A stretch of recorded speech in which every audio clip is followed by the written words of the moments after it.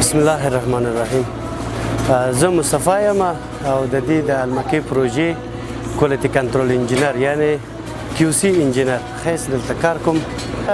15 ناحیه ده، 15 ګذر ده چې زمونږ د دې کوڅو د فرعي کوڅو کانکریټ جوړیږي چې دا فرعي کوڅې کانکریټ مونږ جوړ کړو او چې دی یو اوله کوڅه ده د تقریبا 1500 متر اوږدوال لري. دا دویمه کوڅه ده 138 متر اوږدوال لري. هر چې دی فرق یې د دغو کوڅو مختلف دی. زموږ تقریبا شپږ شپېته کارګران په دې ساحه کې کار کوي او همدغه کارګران موږ همدلته مصروف یو.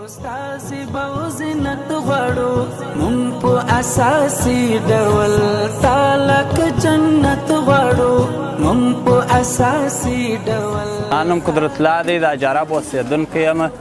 دا لاره چې ده دا لاره ډېره سره خرابه وه، نو اوس د دغو خلکو یې کور ودان موږ ته ډېره د کار زمینه هم برابره کړې ده، د خپل کورو مخ هم جوړوو، پیسې هم راکوي. نو موږ د دې څخه ډېر خوشحاله یو، ډېر ځینې راضي یو. تر مخه به وروره یو روزانه مو کوله، ګای وخت به وه ګای وخت به نه وه. نو د دې خلکو څخه اوس موږ ډېر راضي. وروره د کور مخ مو دی، بالا د خپل ښار یو چاپېریال ته هم ساتنې ته پام کوو. نو د دې بلا په دغه کار یې اخته کړي یو، کور یې ودان. ډېر موږ ډېر ځینې راضي یو د دې خلکو څخه.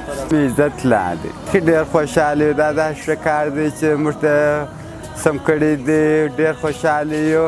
بیا 3 بجې پرې دی هوسا یو، ستړي نه یو. داسې د کار مزنه راته برابره کړې ده. خدای دې وکړي چې یو څه ډېر څه پسې دا یو میاشت دوې خو لا دا یې موږ سره دغه دغه میاشت. نوم یې جلغفار آغا دی.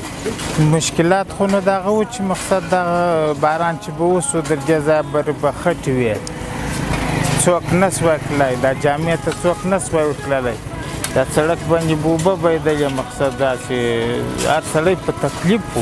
دوبي کې خو نو بیا دوړې وې، مقصد باد به و، کاغذان و، پلاستیکان و، دا به راباندې دوړېدل و. مقصد فاضاب و. عبدالله آغا یم د کندهار د 15 ناحیې د اجارب د کلي. نو دغه و چې دا سړک ویل چې خراب و، خټې وې په باران کې، اوبه وې، خلک نه سوای چېرېدلی.